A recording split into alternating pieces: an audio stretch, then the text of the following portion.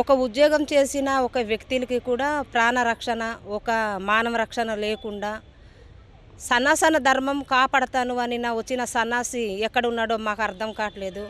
ఆ సన్యాసి అనే పవన్ కళ్యాణ్ నువ్వు ఏ పేలపన పేలేవో గుర్తుపెట్టుకో.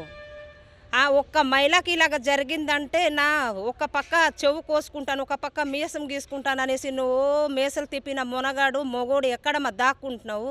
నీ ఎమ్మెల్యేలు ఇంత అరాచకానికి పాల్పడి, ఇంత మానభంగాలకి అంటే పాల్పడి, ఇంకా ఇంత అరాచకాలంటే ఒక ఫ్యామిలీని కూలదేసి ఆ పిల్లకి, ఆ పిల్లోడు దానికి పుట్టిన పిల్లోడికి మొగుడికి తోల పారదేసేసి నువ్వు అంతా ఒక మృగము, కొండలో ఉంటారు చూడు మృగము, ఆ జంతువుకనే హీనంగా తయారైన ఎమ్మెల్యేలు ఎవరి దగ్గర ఉన్నారు? నీ దగ్గరే కదా ఉన్నారు.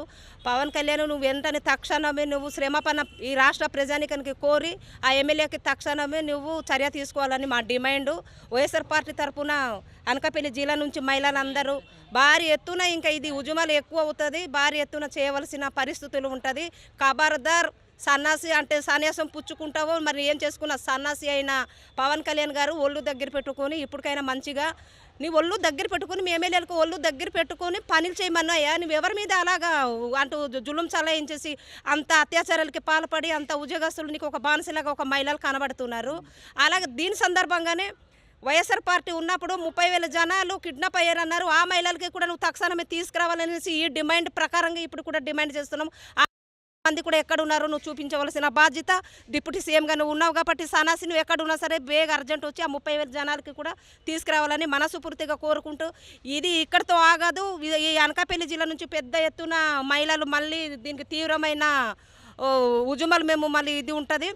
దీని సందర్భంగా అనిత ఎక్కడ నిద్రపోతున్నావో తెలియదు. ఒక మహిళలకి ఇంత అన్యాయంగా ఈ రాష్ట్రంలో జరుగుతుంటే ఎక్కడమ్మా నిద్రపోతున్నావు? నువ్వు నిద్ర మేలు కొలుపుకొని వచ్చేసి తక్షణమే ఆ ఎమ్మెల్యేకి నువ్వు అరెస్ట్ చేయాలా, బహిరంగ దాంట్లోనే అతనికి ఇది చేయాలనేసి మా డిమాండ్. అందరికీ నమస్తే అండి. అనకాపల్లి జిల్లా టౌన్ మహిళా అధ్యక్షులైనటువంటి కాండ్రేగుల హైమవతిని నేను వైఎస్ఆర్ పార్టీ తరఫున మాట్లాడుతున్నాను.